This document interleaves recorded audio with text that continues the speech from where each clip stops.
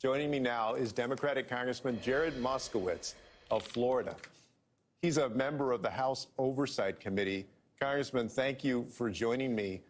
We all know from the outside what it seems like, but I want you to take us inside the room. What does it actually feel like being on the committee, and what exactly do you want to accomplish there? Well, first, thanks for having me. I mean, what it feels like is I have a front row seat to a flea circus. I mean, at the end of the day, there's no strategy on behalf of the other side. They clearly are disorganized. I'm not even sure they're talking to each other. Everyone just seems to come and air their own personal grievances. They don't even know, I guess, who the president was when certain things happened. Surprise, surprise, it was Donald Trump. They keep trying to, go back to the days of Donald Trump and using examples to attack Joe Biden, things that Donald Trump did himself. So, it is fascinating because it just so happens that they're actually terrible at what they're trying to do. But, look, that's where we find ourselves. The Democrats are prepared. We're led by Jamie Raskin, who does his homework. And look, we'll continue to fight the crazy by pointing to the truth and facts.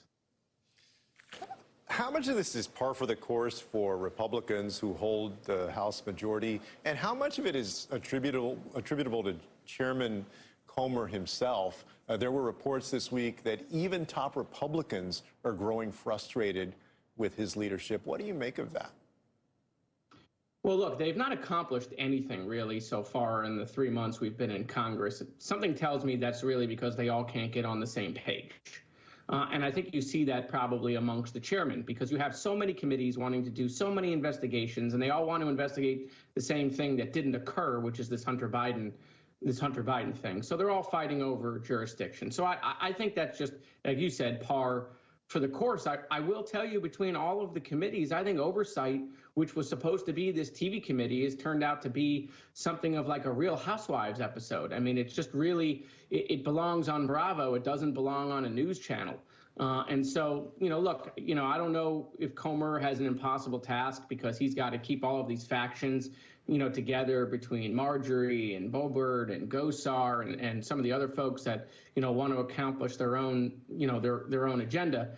But I mean, it really is a sight to behold, because they've had months to prepare on the stuff. They've been telling us what they're going to go after. They've been telling us, and meanwhile, it doesn't appear that they're ready really to prosecute any issue with any effectiveness. Now we might be taking a field trip to go see the insurrectionists in prison. I look forward to getting my field trip permission slip signed and attending that field trip, because, boy, that's going to be really something, to maybe meet some of these people that, are insurrectionists that maybe some of the congressmen know personally. So I look forward to witnessing that.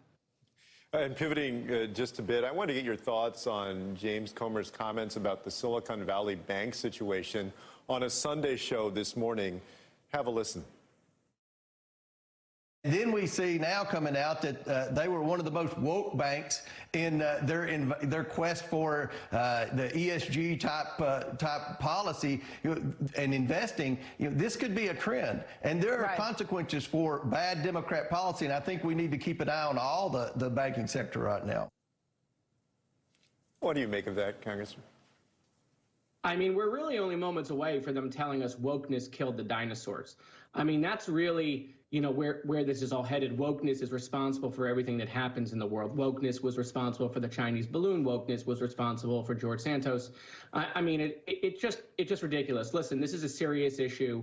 I'm happy to see that the FDIC and the Treasury Department have stepped up to protect those depositors. That was the right decision. We have to try to contain this from spreading contagion among the other banks. I am still worried about tomorrow, Monday, when the markets open.